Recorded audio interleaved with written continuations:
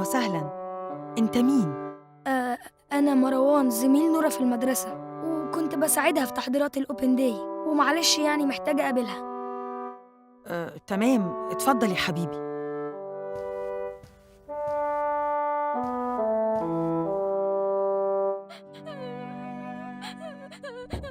نورة، افتحي يا نورة، زميلك مروان عايز يكلمك. ايه ده؟ هو جاي ليه؟ هو ده السبب في كل حاجة. بس يبقى انت اللي هتديني الفلوس. فلوس إيه؟ مين ده؟ بس بقى يا نور، هو ده وقته؟ افتحي بس يا حبيبتي، افتحي ونتفاهم. أنا بجد مش فاهمة أنت جاي ليه. عشان نحل سوء التفاهم اللي بينا ده. لا، أنا فاهمة صح، وعارفة إن أنت اللي بوظت كل حاجة. نورة، ممكن تهدي وتسمعي؟ أنا فعلا ما عملتش أي حاجة. انتي ظلمتيني واتهمتيني غلط، مع إن ده مجهودي زي ما هو مجهودكم. ده أنا كنت بسهر بالأيام عشان ألحق أخلص اللوح دي قبل الأوبن داي. وعلى فكرة أنا عمري ما حسيت إن أنا عندي حماس زي الأيام دي. مشكلتك يا نورة إنك بتتسرعي دايماً ومش بتاخدي وقت تتأكدي، وأنا قلتلك بطلي الموضوع ده. ظلمتي مروان زي ما ظلمتي جميلة قبل كده، فاكرة؟ طب أنا آسفة يا مروان، بس أنا لما شفت المنظر اتصدمت وما بقتش عارفة أنا بعمل إيه. ولا يهمك، خلينا نركز في اللي جاي. أنا قلت ما جلكيش غير ومعايا رسمة عشان تعرفي أنا قد إيه متحمس وجاهز. خلاص بقى، بعد إيه؟ كله راح وما بقاش في وقت. مين اللي قالك كده؟ إحنا قدامنا قد إيه؟ قدامنا يومين بس. حلوة قوي. مش ريم حافظة العرض؟ بس على اللوح القديمة. هرسم لوح جديدة وهظبط الرسم اللي موجود على حيطان المدرسة، وهنلحق نعمل كل حاجة أحسن من الأول. مش عايزك تقلقي. صح، ابقي فكريني بعد ما نخلص التجهيزات أحكي لك على حاجة مهمة. ايه ده؟ يعني هتدوني فلوسي؟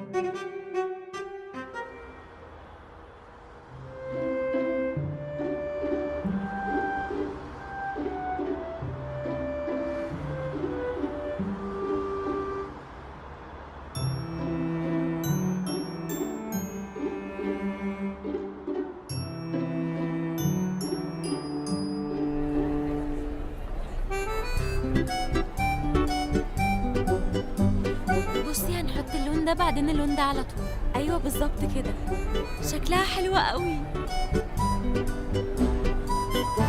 وريني كده شوية الهدوم اللي عندك هناك دي.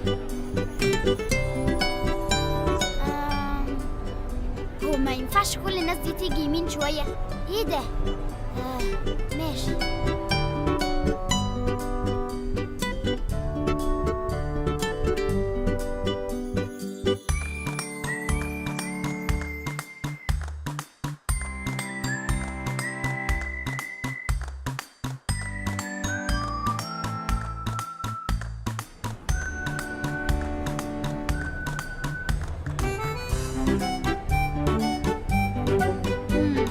هتحرك من هنا لهنا وهقول الجملة دي في النص هنا بالظبط. الأساور وحشة قوي على فكرة.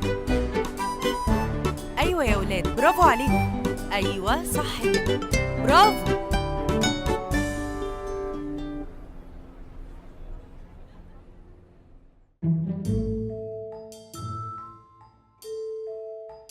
عملت برضو اللي في دماغها. ما أنا قلتلك إن نورة عنيدة. عنيدة جدا على فكرة. أنا عارفة نورة كويس أكتر منكم. زمان لما كانت تبقى ضعيفة في أي مادة كانت تفضل تحاول وتذاكر كتير لحد ما تبقى شاطرة، ومش بس كده، دي بتطلع الأولى على المدرسة كمان. ويا سلام بقى لو حد تفوق عليها في النادي، تفضل تتدرب صبح وليل لحد ما تكسبه. واديكوا شايفين بعد آخر ماتش خسرته وأنا فضحتها، رجعت تتدرب تاني وأقوى من الأول، وكمان خدت حزام جديد. ايه ده؟ الله، طب دي حاجة حلوة مش وحشة. لا وحشة. عارفة ليه؟ عشان بتفكر نفسها دايماً إنها محور الكون ومحدش زيها. تعرفي هي لو فهمت إنها واحدة عادية وما تفرقش خالص عن أي حد، ممكن نرجع صحاب تاني. طيب يا يارا، انت ليه ما تكلمتيش معاها في الموضوع ده قبل كده؟ إيه؟ اتكلمت معاها كتير طبعاً، بس هي برضو حابة تعمل شو حركات وتلفت الانتباه. يعني انت من الآخر عايزة تبقي أهم منها؟ أنا فعلاً أهم وأحسن منها، ولا أنت ليكي رأي تاني؟ لا يا يارا، ما اقصدش، انت أحسن من الناس كلها، بس هما خلاص ظبطوا كل حاجة ورجعوها أحسن من الأول. هنعمل إيه؟ خليهم يعملوا كل اللي نفسهم فيه. والشاطر هو اللي هيقف يضحك على التاني في الآخر. انتي ما تعرفيش أنا محضرة لها إيه ولا إيه؟ يارا، انت ناوية تعملي ايه بالظبط؟ عايزة أشكركم قوي، انتوا دايما معايا ومش بتسيبوني. أنا بحبكم جدا. واحنا كمان بنحبك يا نورة، انتي دايما بتساعدينا وتحلي مشاكلنا. انت نسيتي عملتي ايه معايا؟ ده انتي السبب في ان انا افضل هنا جنبكم وحياتي تبقى احسن بكتير. ومش انت بس يا جميلة، دي ساعدت تمارا كمان وأنقذت حياتها. ومروان بتحاول تحلله مشكلته دلوقتي. وانا برضو يا نورة، انت بتساعديني في حلمي وكتبتي معايا المشهد، وهتصوريني بكرة كمان بقى وهتشهريني. يا ريت بس يعني بعد كده ما تتكبريش علينا وتنسينا، ها؟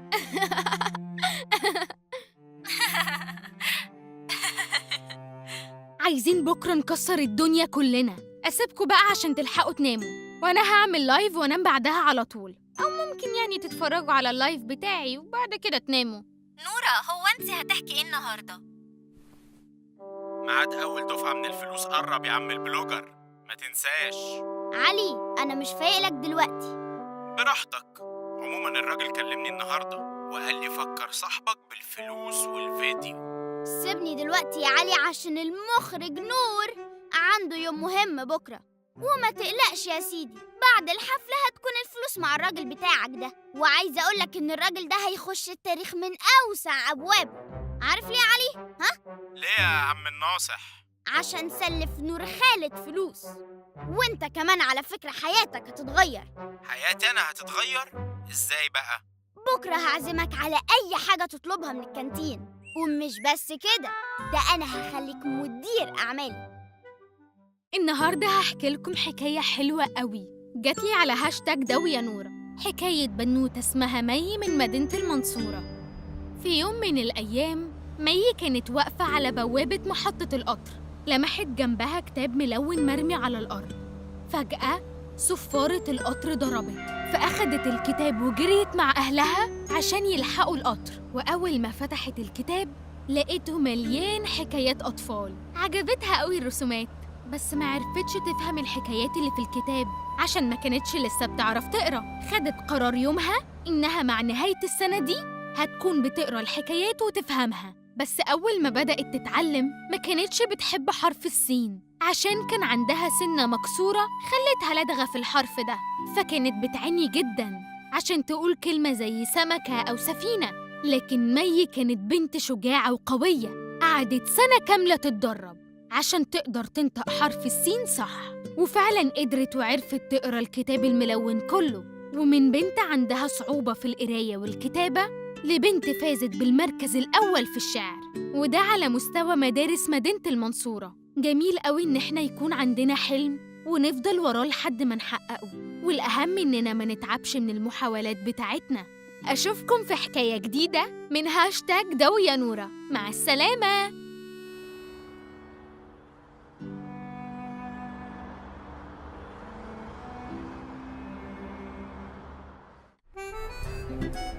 في الاسوره دي عليا. حلو قوي الرسم ده، مين اللي عامله؟ أهو شايفين بقى اللقطة دي؟ بص بقى، دي بقى هتاخد أوسكار مرتاح. أحمد السقا ما يعرفش يعمل زيها. ركز بقى معايا يا علي بقى عشان الشمس بتروح مني. الأولاد عاملين يوم حلو جدا. أيوة فعلا. هي نورة فين؟ يا جماعة يا ريت كلنا نركز هنا عشان نستمتع بالعرض اللي جاي. رحبوا معايا بممثلتنا الموهوبة ريم.